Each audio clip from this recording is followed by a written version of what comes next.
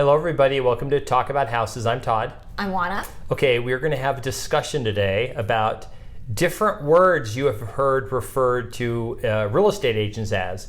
So you've heard real estate agents. Yes. And you've heard of broker. Yes. And then you've heard of salesperson. Yes. And you've heard of realtor. Yes. And you've heard of terms like broker, salesperson, or broker associate. Yes. So we're just going to sort of talk about those. So let's start with the big one. Okay, what's the big one? What's the difference between a broker and a salesperson? So the number one difference is their level of responsibility. Okay. Okay. So who's the boss? Okay. So a broker is responsible for their own actions as well as the actions of all of the people under them. So that would mean the salespeople, the broker associates, everybody under that brokerage's license.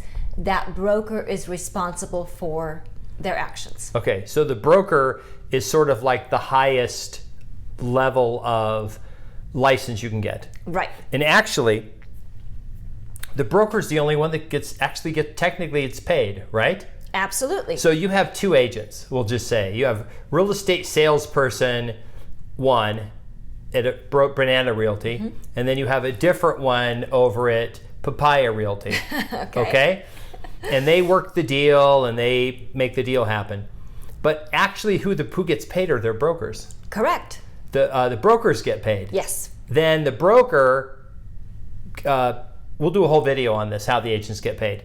But the agents get paid because the broker, they're on a split with the broker. Right. So the agents have what's called an independent contractor agreement with their broker that outlines how they get paid and how much they get paid. But all the commissions are actually in the name of the broker and belong to the broker, and then the broker then divides them between himself and the agent that actually worked the transaction. Okay. Now, what about this? In Nevada, we have this thing called a broker salesperson. Yes. And it's kind of a interesting term because they're not really brokers. They're kind of an in-between. So they have... But they can't get paid. No. Oh. So they're an in-between because it kind of goes to hand in hand with education. So we didn't touch on that, but a broker has a higher level of education and training, and they have to have more continuing education than a regular salesperson or sales associate. So a broker salesperson is this in-between person. So they have to have the same level of education and continuing education that a broker does, but they don't have the same level of responsibility. They have kind of this in-between thing. But at the end of the day, the broker, not broker salesperson, is responsible for everybody, including the broker salesperson. Okay. What about realtor? Like, where does realtor? Okay. Because we have real estate agent, we have broker, salesperson, and we have realtor. So what's that? What's a realtor? Okay, so a realtor is somebody who pays their membership dues to the National Association of Realtors. Okay, professional. So can you be a real estate agent without being a realtor? Yes. Okay, can you be a realtor without being a real estate agent? No, you're not supposed to be, but Yeah. that doesn't mean they won't collect your money. Yeah, it's a professional organization. Yes, it's a professional organization. Now, it used to be forever till recently, if you weren't a realtor, you didn't have access to the MLS, and you couldn't share in commissions with all the other agents on all the properties listed in the MLS. That agreement of compensation was only for other realtors, right? Correct. Okay, so realtors so let's say that you go into a new home subdivision, and the people that work in the sales office are real estate agents. They have real estate licenses. Right. So a real estate agent is somebody who has a real estate license. That doesn't make them a realtor. It doesn't make them a broker. It doesn't make them a broker salesperson. They are simply somebody with a real estate license. Okay. But the person in the sales office may or may not be a realtor. Correct. They have their real estate license. They just work for the boss. They work for the builder. They work for the builder, correct. Okay. But it's possible that the builder has decided that they should become realtors because they want to list the properties in the MLS, have bigger exposure. Right. And then maybe the agents have a deal where when they're not working, they can go out and just do regular sales outside of the sales office. That's very rare, but yes, it's possible. Okay. Now there's some states like Colorado where nobody's actually a salesperson. They all have a broker license. So they're all technically broker associates, but they're not really, they actually still work for a broker. Correct. Because there is always one person that the real estate division in every state holds accountable for the actions of everyone under them. Because think about it, it'd be chaos, right? Because if, as you like to say, Banana Realty has 500 agents. I did see if I could buy the domain name Banana Realty, but I couldn't .com, but I couldn't get it. Somebody already has it. Okay, so if Banana Realty or Papaya Realty or whatever fruit I'm gonna realty, look that one up. whatever fruit realty you want to pick, if they have 500 agents, the real estate division wants to hold one person accountable for everybody, and so that means that you have a broker of record. Okay, and that broker of record is the person responsible for everybody. So even in states like Colorado, where everybody goes by the name of broker, they actually have what you and I would call a real broker, which is the broker of record, the person that's actually responsible for everybody. Right. Yeah, they're broker in name only, but they're really just salespeople. Right. It's just a terminology.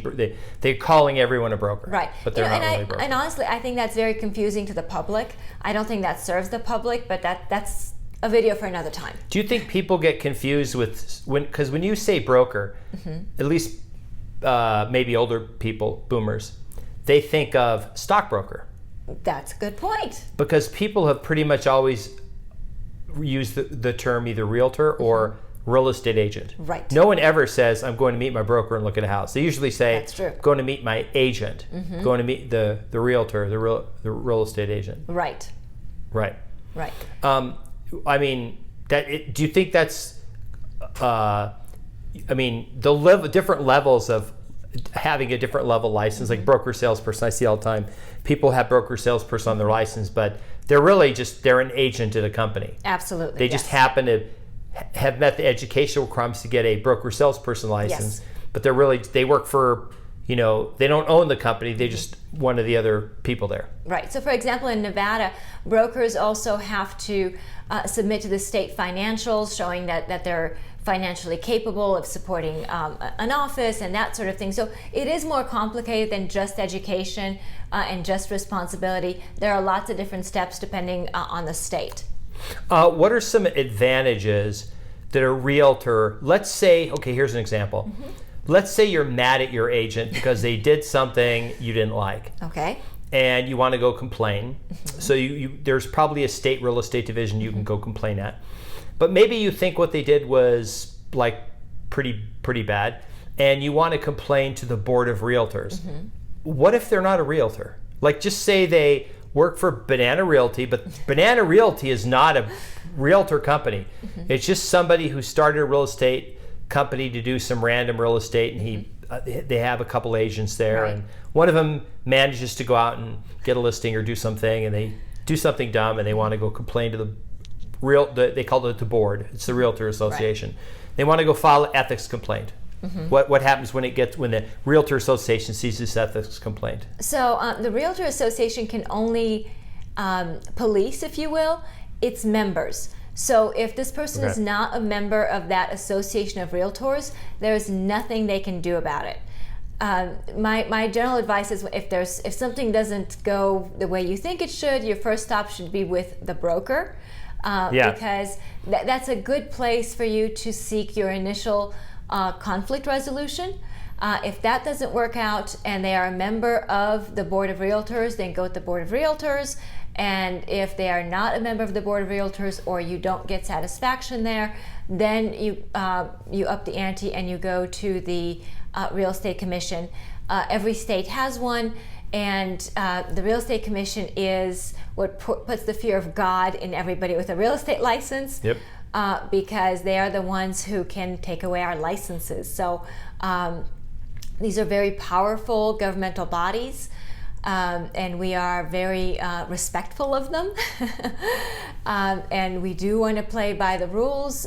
We do want to make sure that these people are constantly happy with us, because they're the ones who control our license, who renew our license. They're the ones who can fine us out of existence and do all kinds of other things that make life untenable for people with real estate licenses.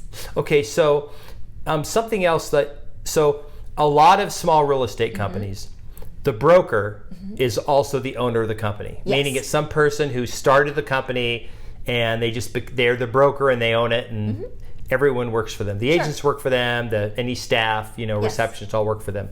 Is it possible that the broker of the company could not be an owner at all, just be an employee of the company? Absolutely. So here locally we call them a rent-a-broker. It's kind of a derogatory term, but we do call them that. So they are employees of the company. Okay. They work for an owner, and depending on the state, the owner of the real estate company may not even be a real estate licensee. Yep, not required in Nevada. So that, depending on the state. So that is possible. Now, that does not mean that this broker that is an employee of the company is not responsible, because they are the broker of record and they are responsible, and they take everything very seriously, and they want to resolve all issues to everyone's satisfaction, and they want to keep their company in the good graces of both the Association of Realtors and their state that regulates them.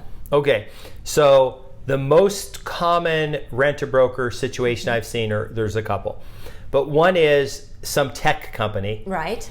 And the founders, the owners of the company are tech people, and they have some tech that helps generate real estate business, and they need to hire a broker to manage all the agents because they really can't start talking to the clients about real estate because they don't have real estate licenses. Right. So they hire the people.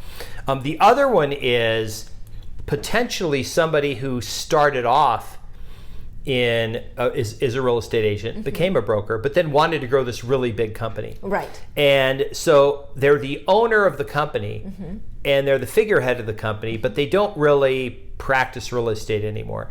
And they actually want to have some other person is the broker, because if something really, really bad happens and they lose their license, now they're completely out of the game. So what they do is their license is kind of off to the side. Yeah, I'm a broker at the company, but this is the responsible party. They're the person they make, in the real estate division, they go to this person, not the owner of the company. They can still fine, and a lot of times the owner of the company pays any fines that come up. It's pretty normal.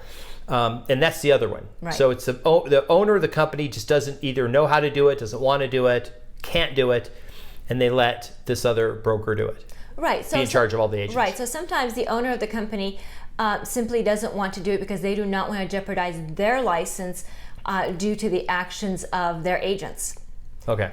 So that's not to say that they are purposely employing agents that are not compliant with the local laws and regulations, but that they simply know that when you have a lot of people in your business, people sometimes do things that you would not want them to do.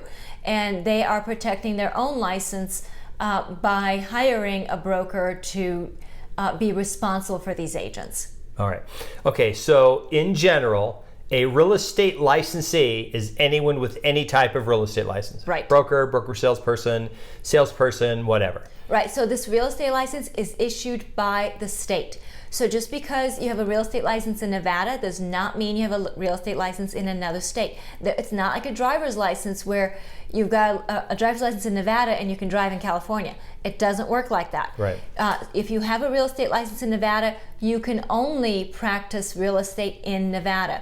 If you want to practice real estate in another state, you must get a license in that other state as well. There is some states have a reciprocal thing where you can go to another state, but you can only sell real estate in that state to people from your home state. Right. And then you have to do it under the supervision of another broker. And I've never seen it done here, but I know we have it in Nevada. I think it's called a cooperating broker thing. You fill out this paperwork at the real estate division and you tell them, hey, these licensees from another state are going to be here only selling people real estate from this other state. Right. So an example of that would be a California real estate agent has a bunch of California investors, and they want to come to Nevada, and they want to purchase properties in Nevada.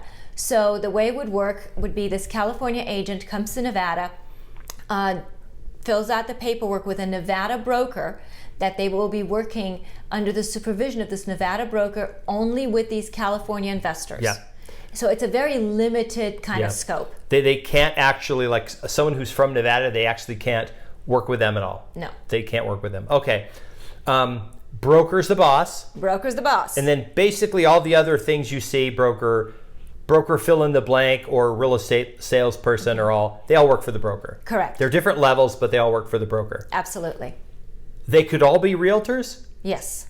Or probably none of them are realtors. That's possible. Because for the most part, if it's a realtor company, they all have to be realtors. Yes. And if it's not a realtor company, one can't just really join. I mean, I guess because usually the broker has to join for them to be able to join. Yes. Okay, so you have realtor companies, non-realtor companies. Yes. Okay, all right. What else? Did we miss anything? I think we've confused everybody. I think mission has been accomplished. Okay, we do have some notes about all this. We're going to put them in the comments below. We just thought we'd do this video because we get this question a lot, like, what's a broker? Are you a broker? Like, I don't understand what the difference is, like, because we're both brokers. Right. And we're not broker fill in the blank, we're both actual brokers. Right. Which is, it doesn't happen often, but we're at the same company, we're both brokers. Right. One more thing to kind of really muddy the waters. Depending on the state, there are actually supplemental licenses. So for example, in Nevada, if you do property management, you actually have to have a property management permit on top of your regular real estate license or broker's license. Yep. And in Nevada, if you do business, if you sell businesses, then that's another license on top of that, which is a business broker license. So it's called a business broker, but you're not really a broker unless you really are the broker. So you could be a salesperson with a business broker license. And a business does not mean commercial space. Anyone with a real estate license can go out and do commercial real estate. A business is a cupcake store. Right. The owner wants to sell the store, all the equipment in the store. He just wants to sell the business, not the real. He may not even own it. He may just be a tenant. Right. But he wants to sell it, and he'll take $80,000, right? Right. So a business broker have to have business broker permit to represent the sale of that business. Right. Which is different from if you were selling the building and it was the whole building and you were just a commercial broker. Just doing commercial, you could do the whole thing. Okay, and the last one, because I know you're dying to hear about this too, is timeshare. Oh my gosh. Timeshares are a totally different license. Completely yet again. different. And people who have a license to sell timeshares cannot sell regular real estate, can't do commercial real estate, can't do property management, can't do business broker. They can't do any of those things. The only thing they can do is timeshare. So it's a very limited license. Yeah, you can't have both. You have to turn your license in to do the other one. Right. They all say I'm going to go sell timeshares, and they turn their license in. Right. Okay. All right. So if you made the end of the video, thanks for watching. Please subscribe, notification bell. If you have any suggestions and videos that you want to see, leave them in the comments. And thanks for tuning in. We'll see you on another video. Bye. All right. Bye.